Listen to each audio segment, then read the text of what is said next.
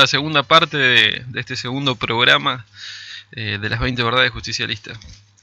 Muy bien, como decía Facundo, el objetivo del programa es un poco analizar entre compañeros y compañeras las verdades justicialistas. Cada uno de los programas analizamos cada una de ellas y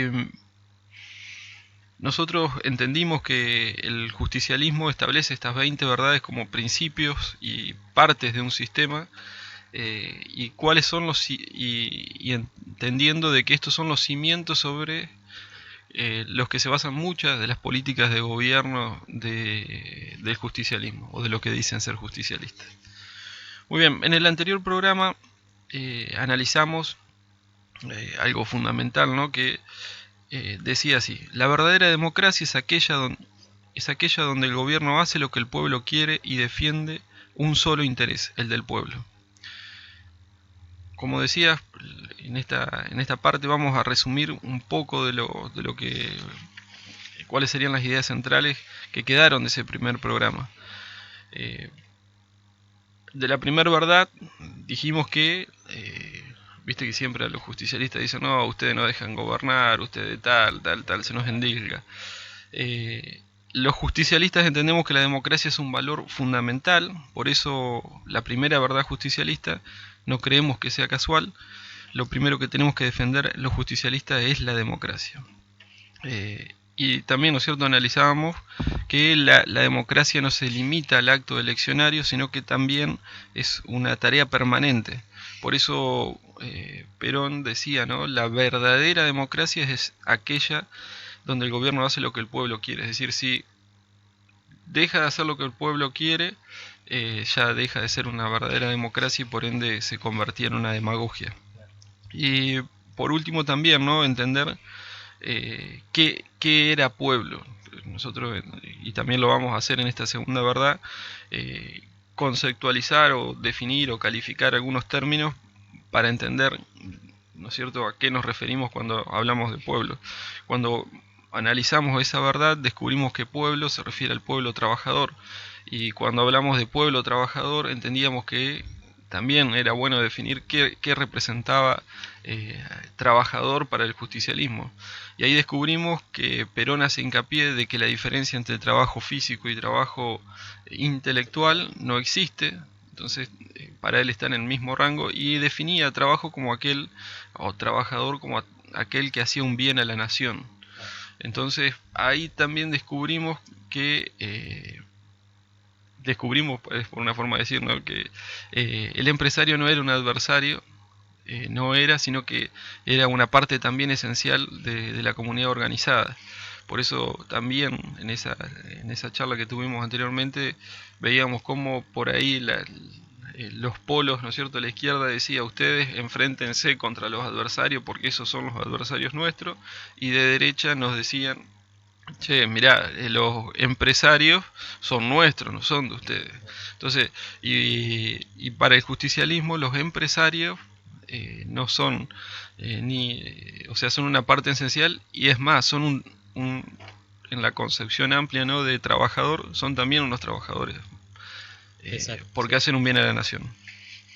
Sí, lo que decíamos es eso, si la definición de trabajador o de trabajadora es toda aquella persona que desarrolla una labor socialmente útil, entendíamos que si el sector empresarial desarrolla una labor socialmente útil, obviamente que lo incluimos dentro de lo que es el pueblo trabajador. Exacto. Y bueno, que muchas veces al peronismo, al justicialismo, por derecha o por izquierda, se lo intenta enfrentar al sector empresarial. Y la realidad de la historia del país es que el sector empresarial productivo, que digamos esto, no cualquier empresario o cualquier empresaria, sino quienes trabajan de lo suyo, entendiendo que forman parte de un proyecto político de inclusión social y de igualdad social, quienes trabajan de eso les ha ido mejor siempre con los gobiernos justicialistas. Entonces no es solo una definición ideal, sino que si uno se pone a analizar a lo largo de la historia, también al sector empresarial le ha ido mucho mejor con los gobiernos justicialistas y no con los gobiernos neoliberales o la dictadura. Bueno.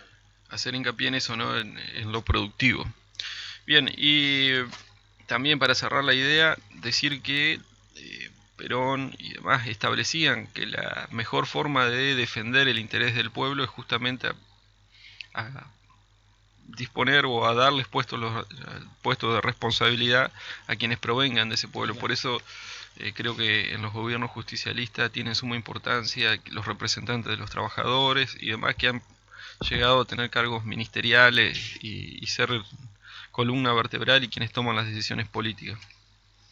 Muy bien, ahí he hecho un resumen bastante rápido de la primera verdad.